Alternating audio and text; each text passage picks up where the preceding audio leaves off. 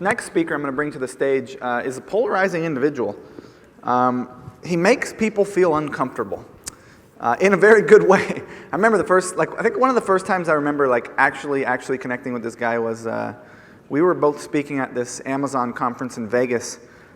We ended up at breakfast or lunch at the in the Venetian at a restaurant called Bouchon. Everyone's sitting around, so he's like, "So what's your stock investing strategy?" Like nobody had an answer. He's like, and someone was like, kind of trying to be like, yeah, and he's like, okay, but like how? Like just like drilling this person. I certainly didn't have a stock investing strategy, but like the point is that like he tells the truth. And he says things that make people feel uncomfortable sometimes because they're true. And he's not afraid of polarizing an audience. And it's why he has one of the best communities in this industry. Raise your hand if you're in Ryan Moran's community currently. Yeah, it's why he has such a great community. It's why his people love him so much, is because he's shooting straight. He's telling the truth. He's a great dude. I've become friends with him over the last few years. And I really like this guy. And also, he actually does this stuff, and he knows what he's doing. I think he just exited a company for a lot of money, and he helps people build Amazon brands. So I'm going to actually read his bio. Ryan Daniel Moran is the founder of Capitalism.com. He's a serial entrepreneur and investor who has built and sold several businesses, totaling 8 figures in cash received. He's most well known for creating millionaires, and he runs a mastermind to help brands grow to 10 million and be prepared to be sold. He is driven by the belief that entrepreneurs solve problems and that the world needs more empowered entrepreneurs. He is the host of the Freedom Fastlane podcast, and Ryan is responsible for creating more than 100 millionaires, many in 12 months or less. As the founder of Capitalism.com, his mission is to champion and serve entrepreneurs because entrepreneurs drive change, create jobs, influence the economy, and uplift their families and communities to create a better world. It is with my great pleasure that we welcome to the stage Ryan Daniel Moran, ladies and gentlemen.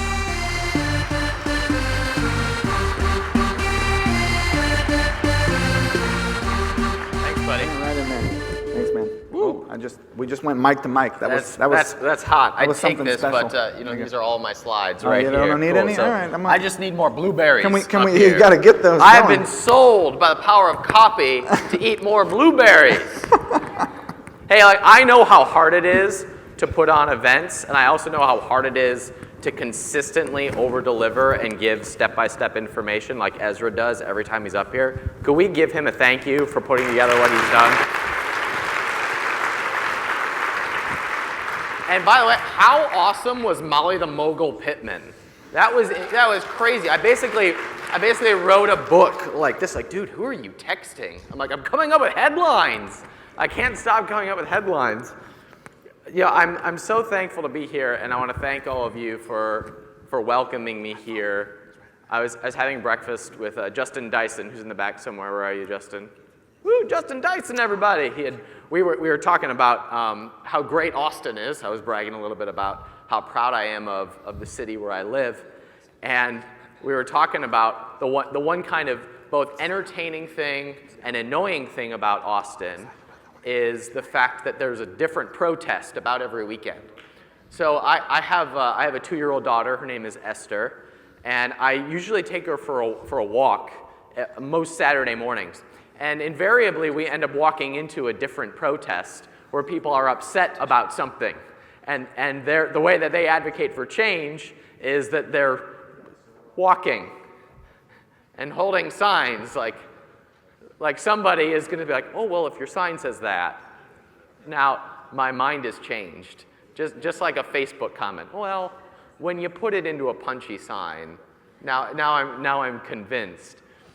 And it just made me think, can you imagine if entrepreneurs protested something? Sounds sick up there. Just for a moment, there was a rally today in Austin, Texas. A bunch of angry entrepreneurs are upset about the prices at Whole Foods. No, can you imagine a conversation? You're really upset about the price of these organic blueberries. No, we would be sitting there going, I think we could make a cheaper grocery store. What do you guys think? We would be setting up Facebook ads advocating for some sort of new online grocer that doesn't exist yet, get on the pre-sale launch. This is why I love entrepreneurship. This is why I love this stuff. This is why I consider it a privilege to be in front of you, because I believe that it is entrepreneurs, I believe that it is people who care about freedom, who care about making money enough to do something about it, that is actually what creates the change that moves the world and that we need in this world. It's people like you who actually make things happen. And sometimes I think we forget that that is such a powerful gift. I think we take for granted the power that we have to be in front of millions of people by setting up a Facebook ad. Has anybody ever seen one of their ads get shared? How does that feel when something that's making you money, someone else shares? Warm and fuzzy inside. I hear cha-ching. I mean, that should get you excited at the power that you all have to be in front of millions of people. We can officially say that people like us determine elections. We can officially say that by rallying enough people behind one message and by using advertising strategically. Do not ignore or forget the power that's in front of you if you employ half of the things that we have talked about here, half of the strategies that have been given to you. So when I'm in a room like this, I often feel like I'm the dumbest person in the room. Because I got into this game because I wanted a better life, and I wanted to make money. And the way I grew up, my background says that if I want to change something, I have to actually do something about it. Walking around holding signs, petitioning 535 people who don't know me sitting in Washington, D.C. probably isn't going to change much. It would probably have to be my responsibility to create something different, so I became an entrepreneur. Can anyone relate to a similar story? I'm going to change something, so I'm going to take responsibility for this. So my strategy has always been finding out the shortest path to the end goal that I have and going straight to that. So I have primarily built my businesses around channels, finding out where the buyers already are and simply going in front of those buyers. This was a model that was kind of ingrained into me back in old school internet marketing days. In the old school, holy cow, this is a wide open West internet, before Facebook, before WordPress, before Amazon world, the way that you got any product or service into the collective awareness was you rounded up all your buddies, you all hit send on the same day, and it was called a launch. You see this model still used, but I'm often surprised that very few online brands and internet marketers use some of the things that were so effective back then. Because there's something very powerful, and I got to see the power of what it looked like to have multiple people collectively focused on driving awareness to something and watching what happened. I'll use the example again. There was kind of a launch back in October when the election happened. There was a whole lot of collective awareness all over the place, and what happened? Every news outlet couldn't stop talking about one person. Every time you turned on the news, there was one person being talked about, who hated him, who loved him, who thought this about him, what he had for breakfast, when he took a poop, does he work out, does he not work out? These were all things that were constantly on the news, and what happened was that person won. That was a launch. Those strategies can still be used in our businesses, and when they are partnered with a channel where all the buyers already are, something magical really happens. So I have used that strategy. I have combined those two things to do most of my sales on Amazon.com, for no other reason than when I look at where the opportunity right in front of me is, if I'm selling a physical product, which I'm in the business of doing, all of the buyers are already collected in one place, and that is Amazon.com. So sometimes I get referred to as like an Amazon expert. I don't consider myself that at all. I still to this day don't know how to print a damn shipping label on Amazon.com. People often come to me and ask, like, hey, in my Seller Central account, and I have the, dude, I have no idea. I don't have any idea. What I know is getting in front of pools of buyers, getting my products and services in front of them, then creating my own channel, which is called Raving Fans and Buyers, and following up with them over time, which creates really valuable businesses, which is often why they're sellable. So I'm going to condense a couple of things. We're going to talk a little bit about Amazon. I'm going to talk to you about how you can use the magic power that you all have that you take for granted and that we've talked about for the last few days here, and how to use that to accelerate your growth. And then I'm going to give you my magic email sequence. My magic email sequence is a way of essentially forcing a launch experience in a condensed period, even if you have a small audience, and it gets incredible results. I have used this magic email sequence to get more than 500 reviews in a weekend. I have used it to pre-launch over 1,000 units of a product on Amazon.com. I have used it to make over $100,000 over the course of 4 days for one of our products. I have used it to game the ranking systems and put my products at the top of Amazon. I've used it to rank our podcasts. It has basically been the way that we take all of this media that all of you know how to get in front of and turn it into whatever action I want people to take. I call it the Mississippi Man Bun 2.0.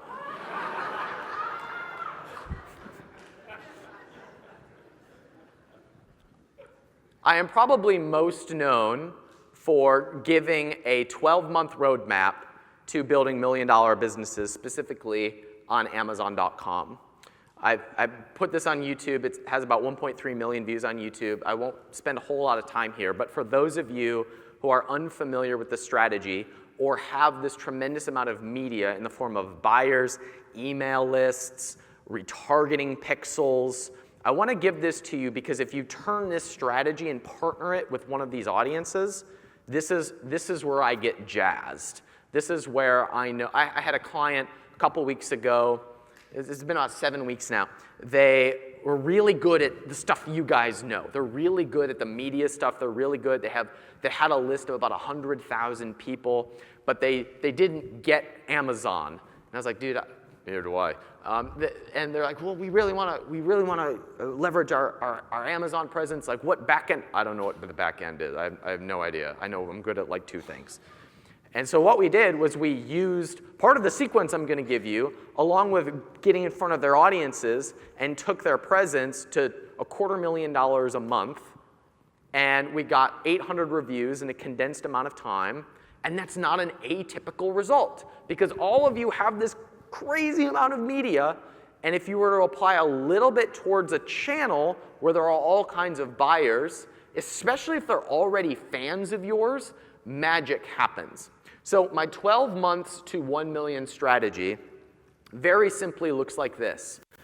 At its core, one thing that I think e-commerce and internet entrepreneurs forget is that at the end of the day, we are not selling products, we are selling to people. And people are fairly predictable, and people have needs, wants, and desires, and they usually tell us what they are. So often we develop this new thing that we're proud of, or we sit here and we analyze what's going to work, what's going to sell, what's going to hack the system, where what I am, for no other reason for the fact that I'm selfish and I want to make money, think that a better question is, who are the people that I'm serving and what are their needs, wants, and desires? Because if we can analyze the person, if we know who the group of people is that we are serving, it's really easy for us to come up with a list of products that are going to have a meaningful impact in their lives. And then we simply need to put it in a place where a lot of those people are already hanging out. This is the foundation of my philosophy of how I sell online. So when it comes to Amazon specifically, I'm looking at who is the market that I'm serving. And if you're already taking buyers, by the way, if you already have a customer list and you go, I sell an iPhone case and it's all kinds of people and I don't know how to find out who the person is, ask them. Find out what types of people are showing up, because invariably you will find that it is climbers or cyclists or runners or a very specific type of person makes up a disproportionate amount of your audience. So if we can get more of those people, it would be really easy for us to sell more product to those people. So my strategy is to identify the person that I'm targeting and then identify the 5 to 10 things that that person is already buying within their life cycle as a customer within this experience. So if it is a cyclist, I don't know, I haven't ridden my bike in like 2 years, don't shoot me, but they probably buy helmets, bike lights, maybe gloves. They might buy a running band because they're listening when they're on their bike. They probably buy reflective clothing. They might buy accessories and decals. These are all things that we're going to build out. Just write down what are the 5 to 10 things that that person is already buying. It might be a recovery drink, supplements. They might have compression clothing. So we just listed 7 off the top of our heads, and I'm not a cyclist. So if you are one, or if you spend an hour researching, listing out those 10 is fairly easy. Then it's a process of choosing the first 3 that you're going to sell, put them on Amazon.com, go to that group of audience that you either already have or that you leverage Facebook advertising or however it is that you're getting in front of this group of people.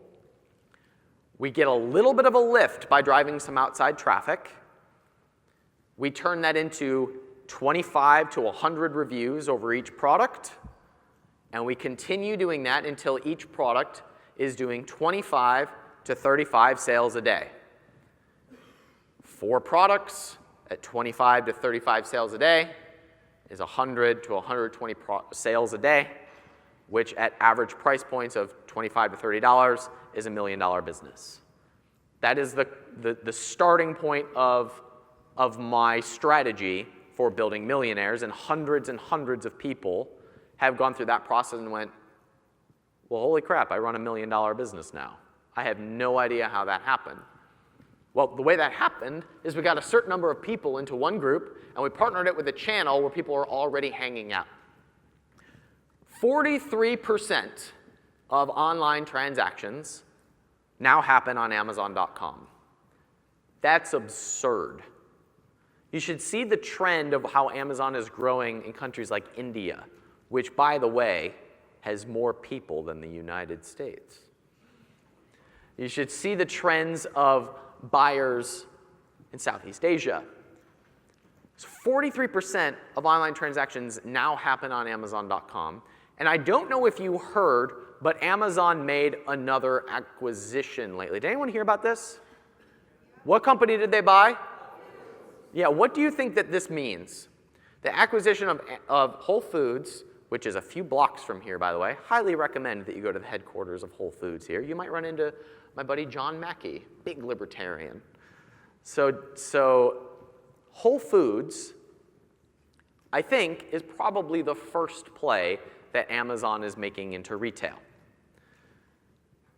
What I think this means will happen is, in the same way that Amazon completely eliminated all of the barriers to getting products in front of customers through things like Fulfilled by Amazon, they We can leverage their merchanting. All the customers are there. We now don't have to worry about any of the boring stuff. We can now just market our products in a place where all the customers already hang out. It's just like sitting there waiting for us to sell things to them. And what I think this will do is it will make the same experience possible over the next couple of years in the retail experience.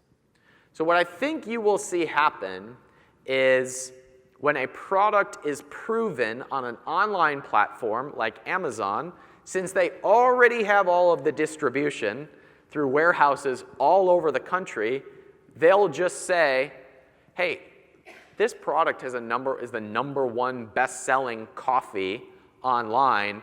Will you just send it to all of the nearby Whole Foods as a test? And now your product, your coffee, your supplement is now on shelves, and you walk in and go, whoa, I didn't do that. Because it's already selling so well on Amazon. So we have this massive trend happening, and I hear entrepreneurs showing resistance or just plain ignorance with how they are managing their Amazon presence.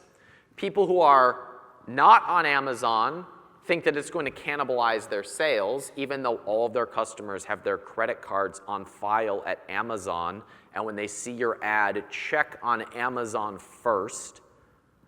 And the people who are Amazon business owners, which I think is the dumbest phrase ever because it means you don't have a real business. It's like saying, well, my Whole Foods business is just killing it. Well, what do you own Whole Foods? No.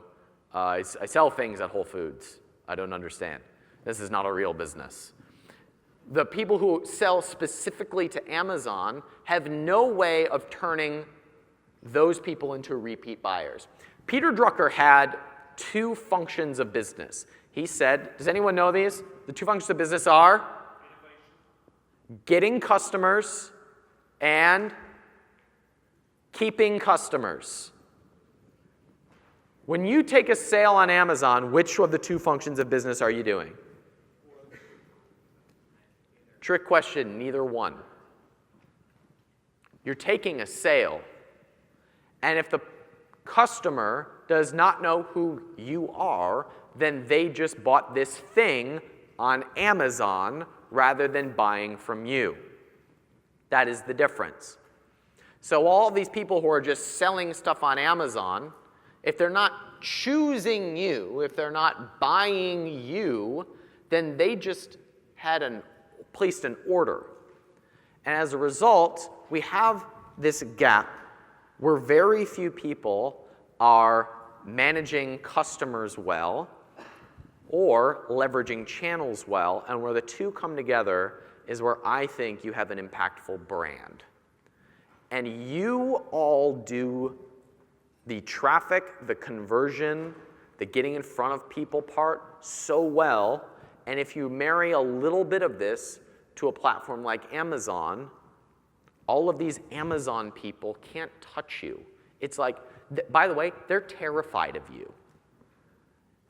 They're terrified of people who can get in front. They all want to be you. They want to be in front of all of this media that you already control.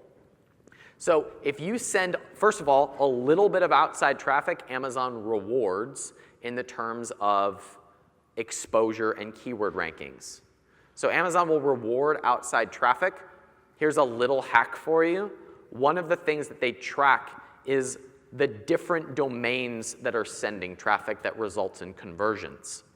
So if you were to game this or hack this, that would be sending it through a rotator through different domains that had like real legitimate articles about your product that linked back to Amazon. So you would send to one rotator link and it would come through all these different places then and go to Amazon.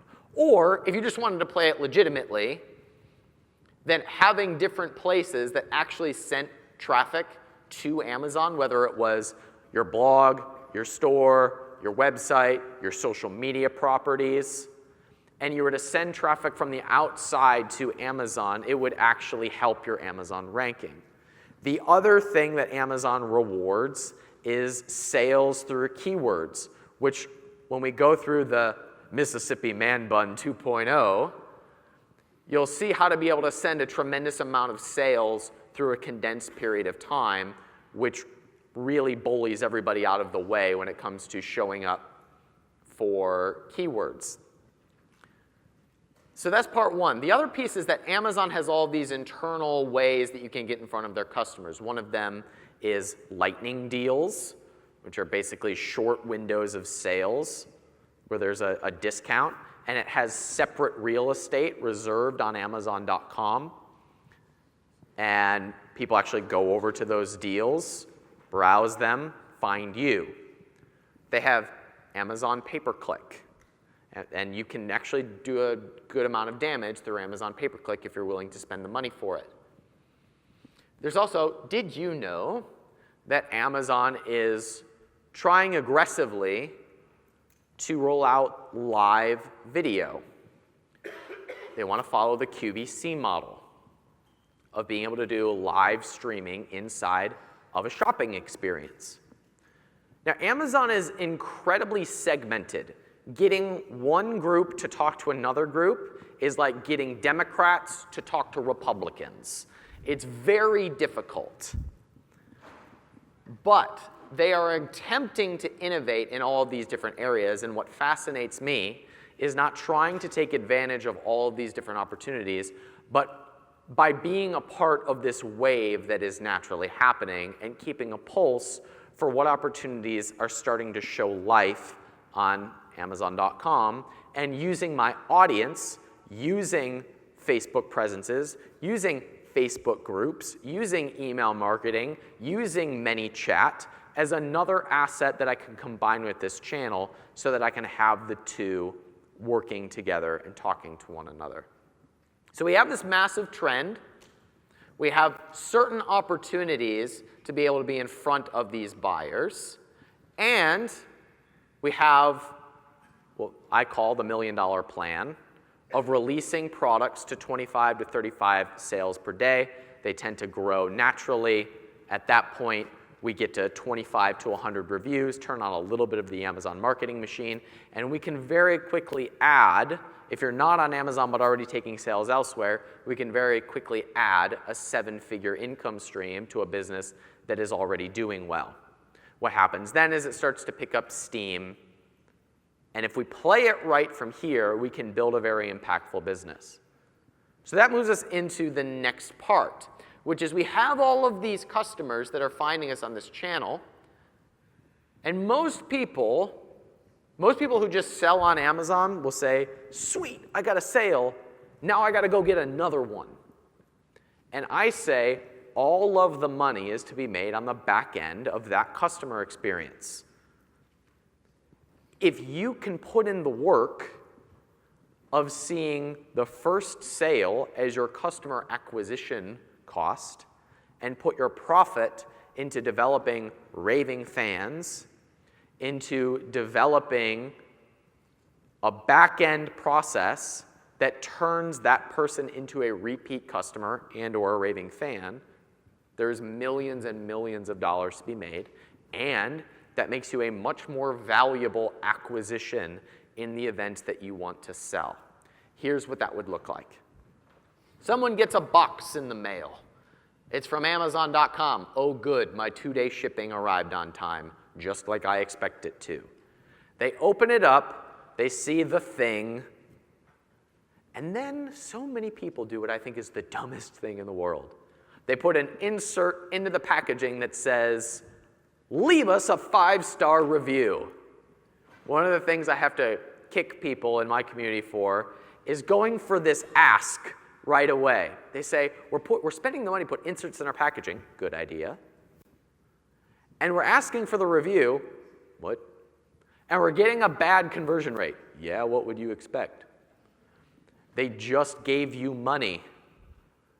You fulfilled your promise. They haven't even used the thing yet. Why would you be asking for the review right now? There's been zero goodwill. They don't even know who you are. Why are we doing an ask right away? So here's what we might do instead. We might make an irresistible offer in that experience, or we might talk about our mission and speak to the person that we know just bought that has a very specific belief or desire, and we might include our mission. I have a friend who in all of his packaging, he puts an insert that says a portion of your purchase went to support Wounded Warriors Project. Here's a picture of someone who this charity supports. Hits them right in the feels. Now you have a much easier time making that person a raving fan. Another thing would be to make an irresistible offer that sent them over to a landing page.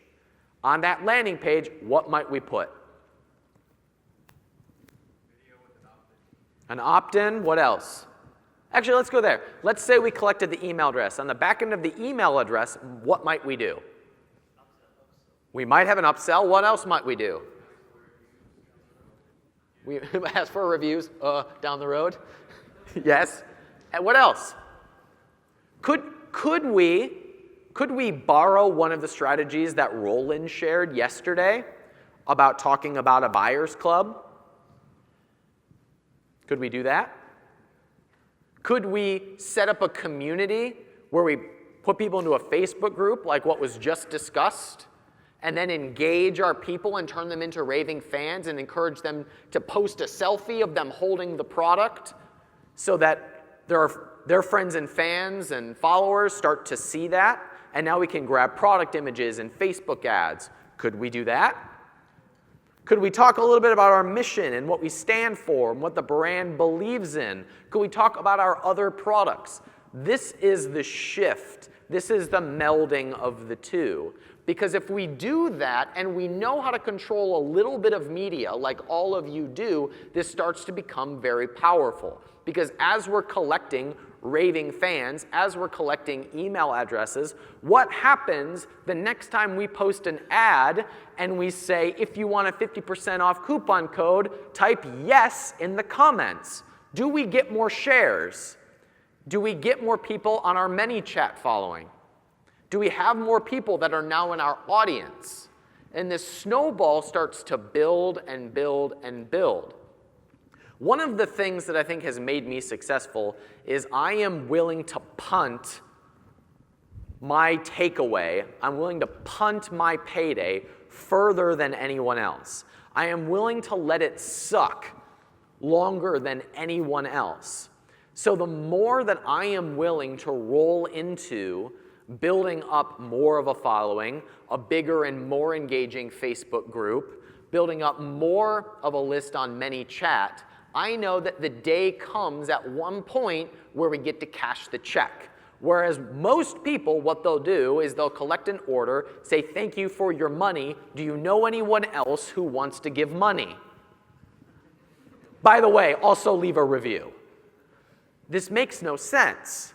But if we turn that eyeball into an engaged eyeball, we have attention, and attention is currency. And if we can get those people talking about us through the direct response advertising that we're now partnering with the sales and customers that are coming from Amazon, we can do a lot of damage. Here's another way that we can do this. Amazon gives you very limited customer data, but they give you some. It's enough to be exported and put onto Facebook to then be retargeted. So we can put direct response advertisements in front of our buyers, in front of people that have voted for us. To me, Amazon is the greatest source of buyers in the world. Most direct response marketers are doing all of this build-up to get the customer. Amazon is, you get the customer, now you have to back end getting the fan, getting the follower. And it's just as much work. And if you're willing to do it, you get a whole bunch of raving fans that have paid you up front. In the direct response world, we're okay breaking even on the front end so we can make money on the upsell. In the Amazon world, we collect the check now, and most people walk away. We're just in front of all of the buyers. But that gives us margin. It gives us profit to be able to invest into direct response advertising to be able to build up more customers, more buyers, more followers, and more fans.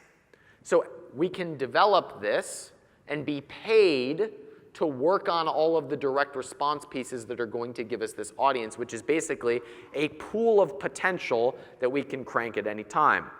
So we get that data from Amazon. We can get enough customer data to be able to put it into Facebook retargeting and make them an irresistible offer, or to offer a 50% off coupon or gift card that they have to comment on, and then we can use ManyChat to follow up with them. So we could send them to a landing page through this retargeting process, or we could be sending them through ManyChat. We can be sending them back to our website, or we could use retargeting to ask for the review. My suggestion, especially as I pivot into the third part, is going to be doing something to capture either the ability to message them on Facebook or their email address. I'm going to suggest their email address in the first interaction. So use inserts in your packaging and Facebook retargeting to be able to get their email address. And if they've hit your website as a result of doing this, we can now pixel them. And we can pixel them as a visitor to our website and then turn them into somebody in our group or someone who is going to be inside one of our ManyChat lists. So that's the rule here is to get them to see us in 3 places. We've already shown up in their house. If we can get their email address and we can place the pixel, now they've gone from a buyer to a customer. We have now achieved level 1 of the function of business. We have acquired a customer. And now they're seeing us in 3 places, which probably means that they're a raving fan. This is where we can have fun. This is where we can constantly be retargeting, constantly be throwing a message out in front of our people. We can be sending emails for new products. This is where we can do product launches profitably. This is where we control enough media to be able to bully other people out of our way. This is where we can really cash checks, which is where I want to go next. Let me give you the Mississippi Man Bun 2.0. By the way, I have built all of my businesses based on this idea of going to where all of the people are, figuring out how to get a launch type of experience, and then leveraging that into what I'm going to do next. Would anyone like to do a case study with me right now? Okay, the one person who responded, would you like to do a case study with me? Yeah. Let me try again. Would you like to do a live case study with me right now? Yeah. That's better. Okay, now I'm going to tell you, it will financially benefit me to do this live case study. Are you okay with this? Okay. All right. So we're going to do a live case study that financially benefits me on the power of leveraging a channel to get in front of a lot of people. How many of you here have iPhones? Okay. Reach in your pocket and pull out your iPhone right now. Open up your podcast app. Go ahead. You already agreed this would financially benefit me. You'll look silly if you don't do it now because Robert Cialdini talks about consistency. You already agreed. Open up your podcast app, search for Ryan Moran. Go with me here. Ezra, you can copy this tactic, by the way. Aww. No, so I appreciate it. No, what we're going to do here is we're going to watch a channel change live. Search for my name, click on Freedom Fastlane, my podcast. Raise your hand if you're looking at it. Okay, now I want you to hit subscribe. Hit subscribe.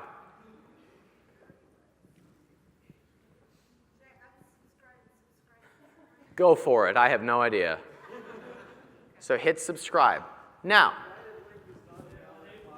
I know. Do you know why? because too many of you tried to subscribe at once. Apple's freaking out. I don't know why this happens.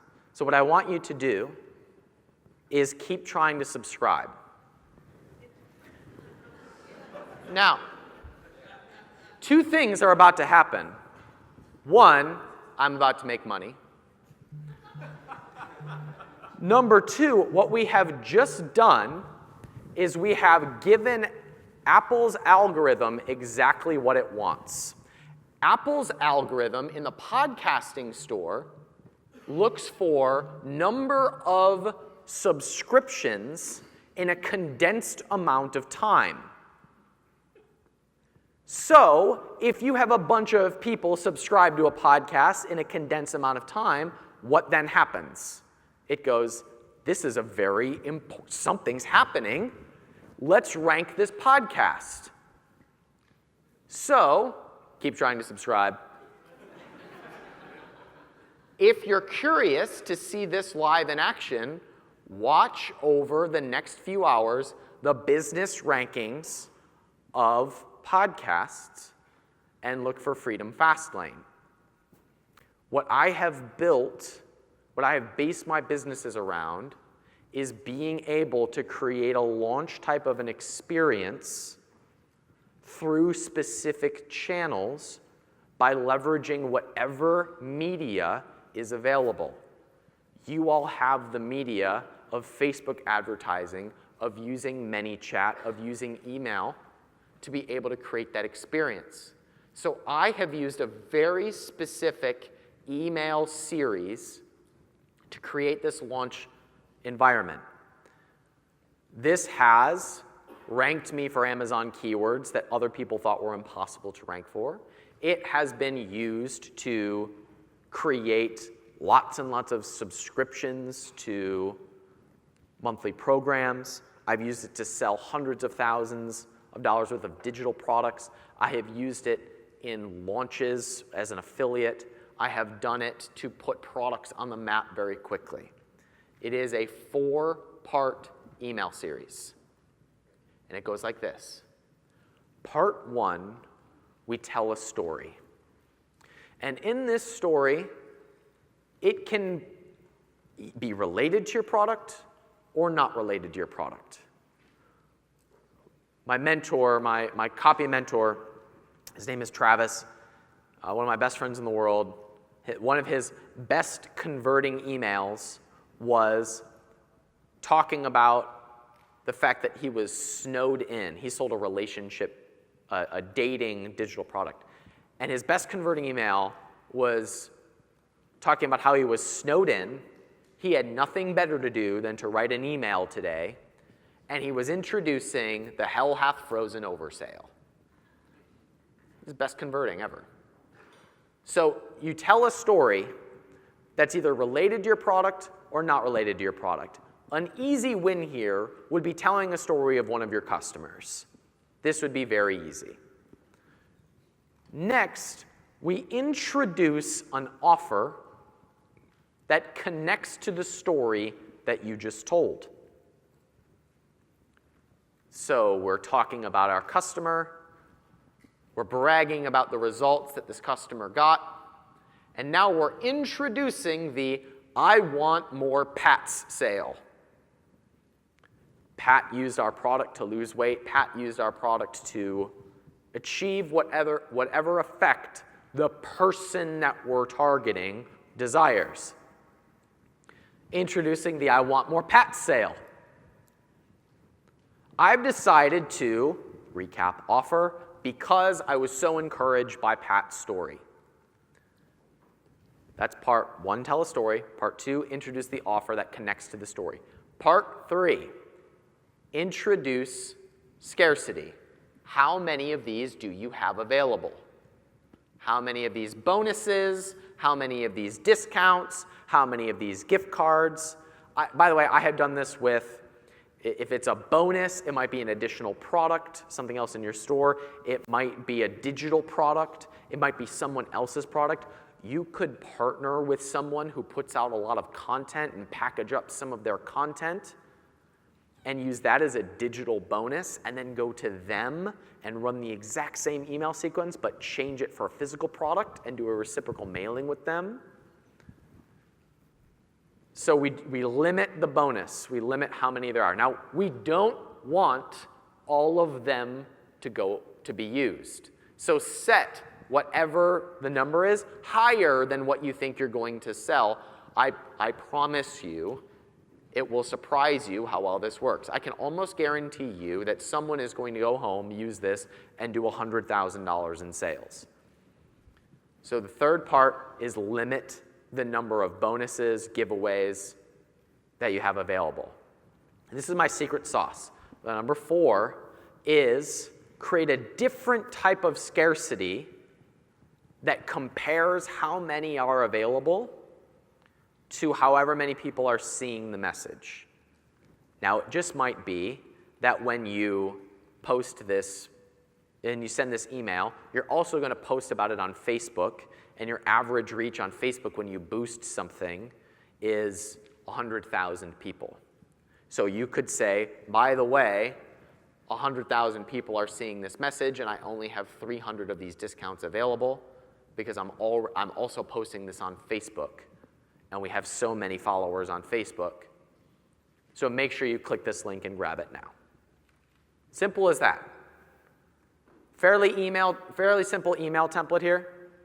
But what we've done is we've utilized story to get the customer to picture themselves using it and the result that they're going to experience.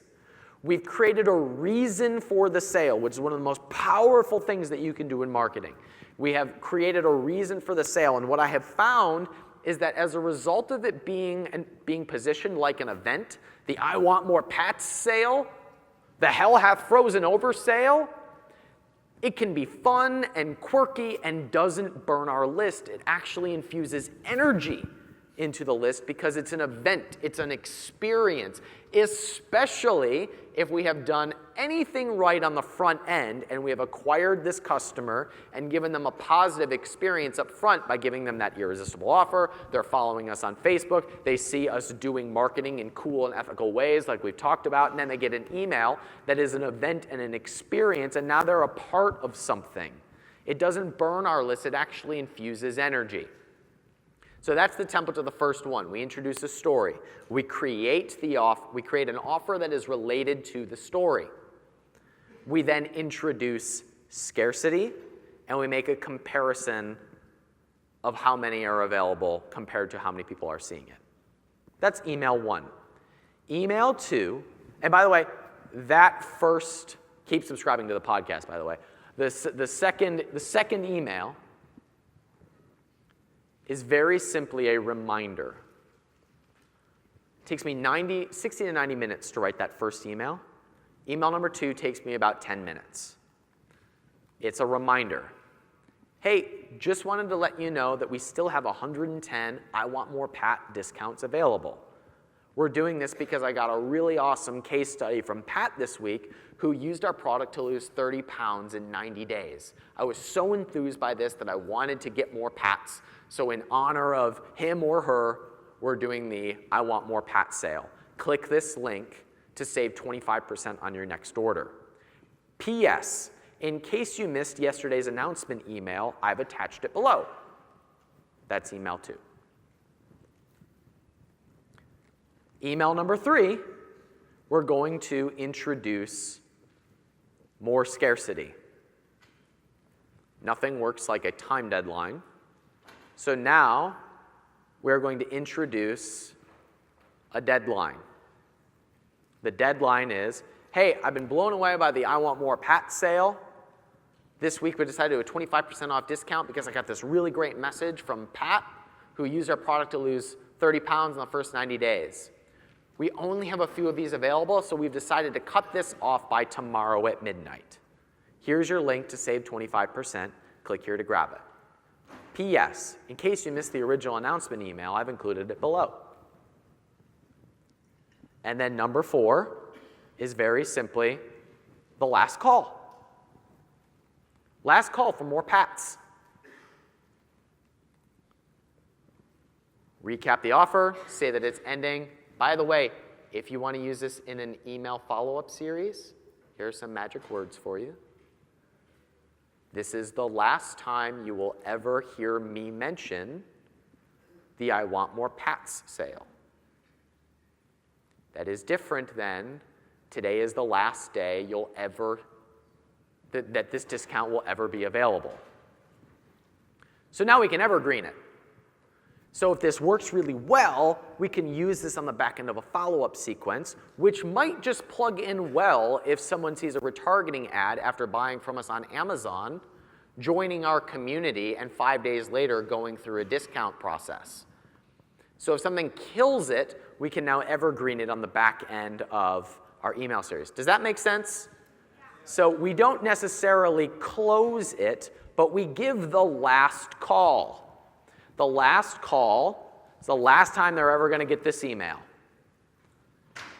So what we find is that we create this incredibly powerful launch experience via email that doesn't burn our list, that makes it cool for them to get emails from us, that infuses customer value and energy, and it's partnered with good direct response marketing that keeps our products and our brand fresh in mind through retargeting, through ManyChat, through our Facebook groups that we're using.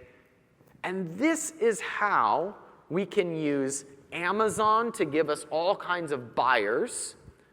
We can stay in front of them and create a real business out of this, or we can use direct response advertising to literally do cool, ethical, and fun things that make us show up higher in Amazon, and that also build an audience, which I believe to be the most powerful thing that you have, because it's the most deployable asset that you have to be able to cash a check whenever you want, which is when you get to enjoy the payday because you've built this audience and now you're selling something in an experience that creates a dramatic launch style result, which we can then duplicate over different products. We can duplicate it over different channels. And here's what I think is the future.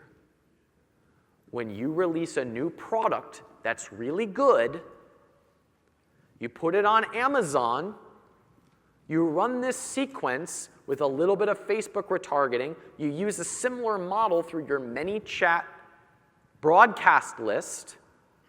They're seeing us in 3 places. We launch this new product on Amazon.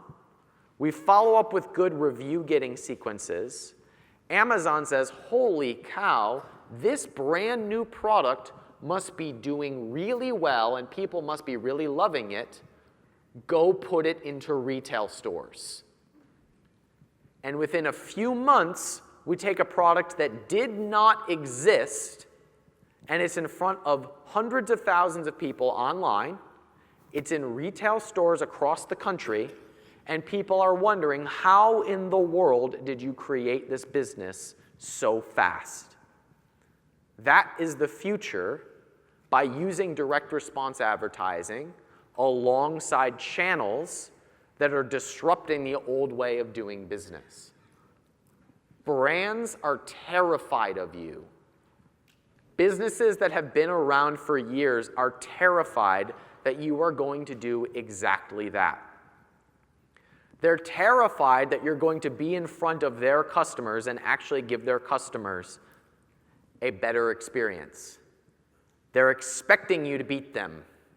Do not disappoint their expectations. I believe that it is entrepreneurs and you that can innovate faster and give people what they want faster, and that you get rewarded and that you deserve the fruits of what you create. I believe that by you making shit happen and creating something new, you do something really valuable for the world. You do more good than any politician, government, or any tax hike or cut could do for the country or for the world, because you are not protesting, you are actually creating the world that you want and that you can see. So I consider it an honor to be in front of you today. Thank you so much for having me. Go create the change you want to be in the world. Thank you. Thanks, buddy. Subscribe to Freedom Fastlane podcast. I've been on that thing a couple times. I think we'll probably do some more interviews too, so you'll see me on there. It is a great marketing podcast.